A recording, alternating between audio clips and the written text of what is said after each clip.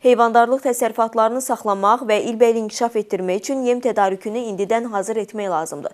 Mövsüm ərzində təsərrüfatçıların biçənək sahələrindən əldə etdikləri quru ot bağlamaları qış fəslində heyvanlar üçün bazar rolunu oynayır. Lakin elə torpaq sahələri var ki, təsərrüfatçılar orada keyfiyyətli yem bitkilərini yetişdirə bilmirlər.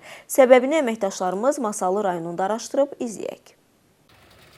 Hazırda təsərrüfatçılar təbii şəraitdə bitən otun yığımını aparırlar. Lakin bu ərazilər quraq olduğundan heyvandarlığın saxlanılması üçün vacib olan yonca bitkisinin əkinini apara bilmirlər. Yonca məhsuldar olduğundan il ərzində 4-5 dəfə biçin aparmaq mümkün olur. Rayonun Türkaba ərazi vahidliyində 500 hektara qədər torpaqdan biçənək sahəsi kimi istifadə olunur. Mütəxəssisin sözlərinə görə yabanı şəraitdə bitən ot bitkiləri o qədər də keyfiyyətli yem bitkisi sayılmır.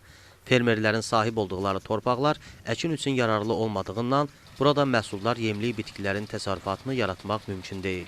Hal-hazırda durduğumuz ərazidə quruntu sularının şor olması və qazılan quyulardan şor suyun çıxması mədəni yem bitkilərinin becərilməsinə imkan vermir. Sudan çətinlik çəkirik. Burada ancaq yağış suyudur. Bu kanalları görsən də hamısı qurudur.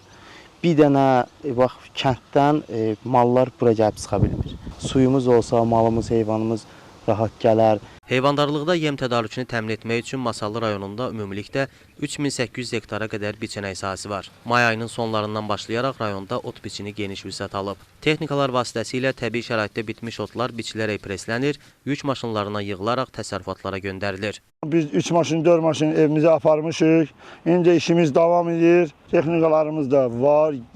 Hal-hazırda gəlirlər, biçirlər.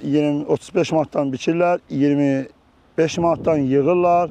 Paçqalama 30 qəpiydəndir. Qeyd edək ki, toxum vasitəsilə əkilərək istehsal edilən keyfiyyətli yem bitkilərinin bir bağlaması qış fəslində 4-5 manat olsa da, təbii şəraitdə bitən otun bir bağlamasının qiyməti isə 2 manat təşkil edir.